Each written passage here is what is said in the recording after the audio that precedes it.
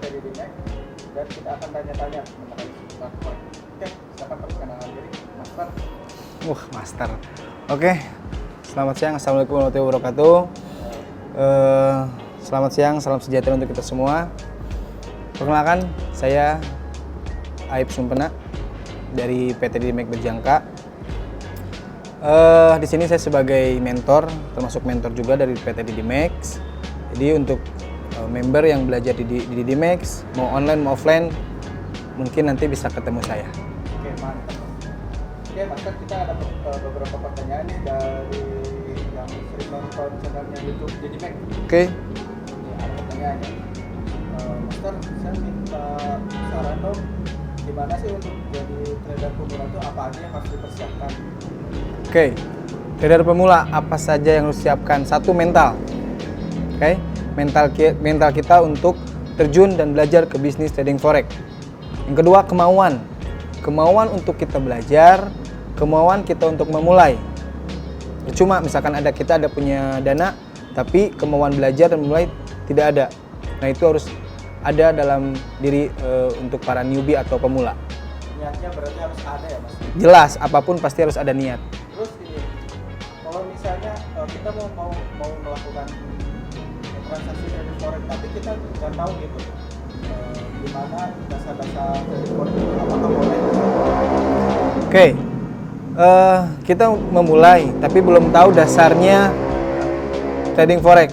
Kembali lagi ke pertanyaan yang awal. Kita kalau ada kemauan untuk belajar, semuanya akan bisa. Semua manusia berawal dari nol. Ya, semua berawal dari nol. Tapi kalau ada kemauan, pasti akan bisa. Intinya ada kemauan untuk belajar. Oke, berarti kemauan memang itu adalah dasar. Betul. Sebelum ada modal ya? Betul. Oke. Terus ini pertanyaan kedua. Apa kita harus berpikir realistis untuk melakukan trading forex atau cuma ekspektasi kita aja gitu? Kita pengennya tuh tiba-tiba langsung misalnya punya modal $10. Jadi lu pengen punya langsung naik ke atas tiba-tiba jadi $100, apakah itu mungkin? Gini ya, di dalam ini bisnis trading forex. Bisnis trading forex kita perlakukan seperti bisnis. Nah, untuk mungkin target pencapaian, misalkan kita modal 10.000 ingin ke 20.000. Memang tidak menutup kemungkinan itu bisa terjadi. Tapi di setiap bisnis akan ada kerugian, pasti ada kerugian. Kalau kita target misalkan 100% atau 50% per bulan, kita juga harus siap dengan resiko yang akan terjadi di kemudian hari. Justru itu, kalau mindsetnya kita pembisnis, mindset kita bukan gambling, per bulan kita tidak harus nyari yang besar-besar. Kecil tapi konsisten itu lebih aman daripada target besar tapi resikonya juga besar. Jadi kita juga harus lihat ke depannya seperti apa. Betul. Oke, ini pertanyaan selanjutnya, Mas. Yuk. Oke, apakah penting money management dalam trading forex? Berbicara dengan money management, kita logikanya seperti ini aja. Bisnis konvensional, bisnis apapun perlu money management. Dan trading forex juga jelas perlu money management. Dalam artian kita punya modal nih, kita punya modal 100 juta. Apakah dengan modal segitu kita harus tradingkan langsung dengan modal 100 juta? Ataupun misalkan contoh kita buka warung kelontongan dengan modal 100 juta. Apakah kita harus dengan modal semuanya kita belanjakan misalkan kebutuhan kelontongan 100 juta? Nggak mungkin kan? Jadi ada hitungannya. Kita modal 100 juta, berapa persen yang harus kita keluarkan? Berapa persen yang harus kita belanjakan, berapa persen lagi untuk dana ke depannya, untuk ketahanan dana dalam artian kalau misalkan kita jualan kelontongan tidak laku, terus kita kan bisa untuk membeli barang baru lagi, sama seperti bisnis trading forex.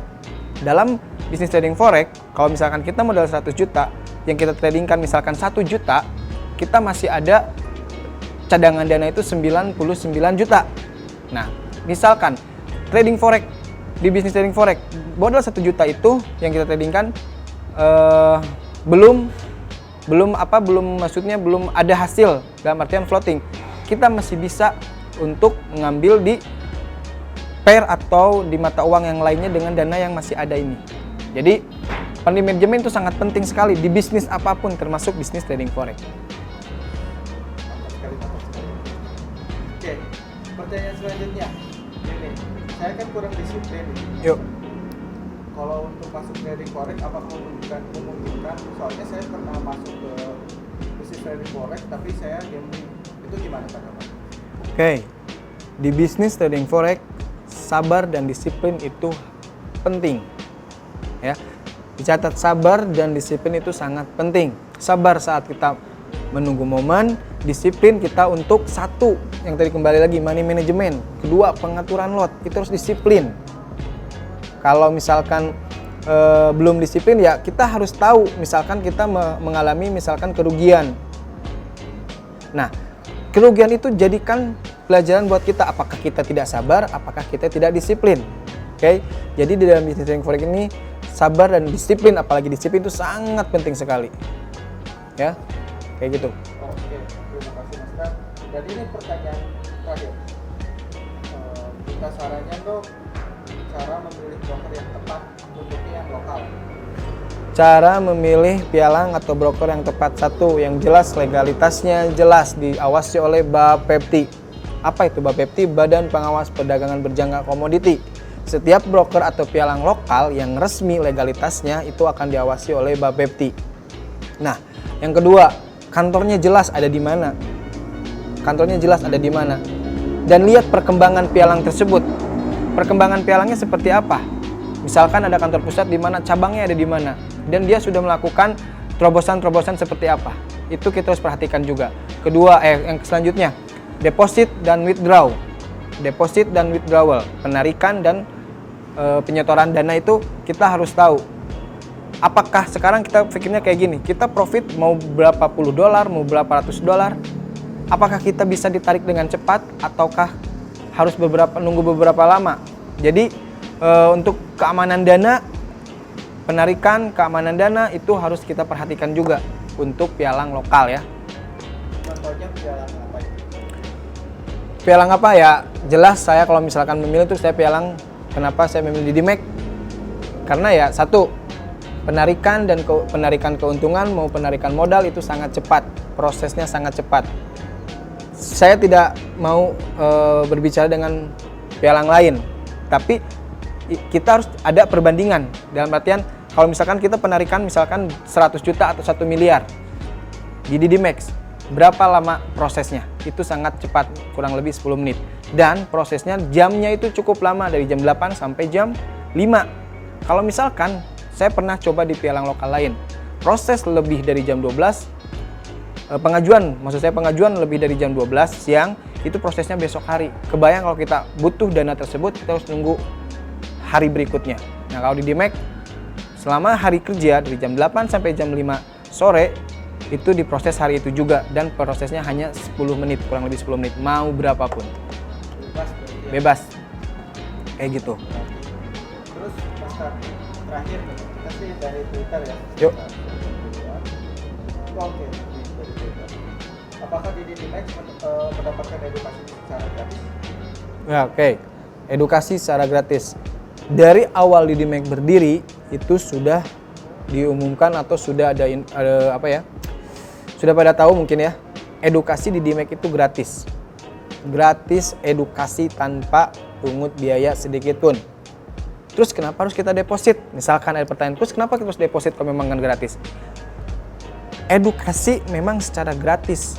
Deposit itu bukan untuk deposit edukasi, tapi untuk modal dalam trading. Kita membuka bisnis, kita membuka usaha perlu dengan modal. Sama seperti bisnis trading forex. Kita memulai dengan modal. Edukasinya secara gratis, mau online dan mau offline. Itu diberikan secara gratis oleh DidyMax kepada masyarakat, khususnya kepada member DidyMax yang trading di pialang DidyMax.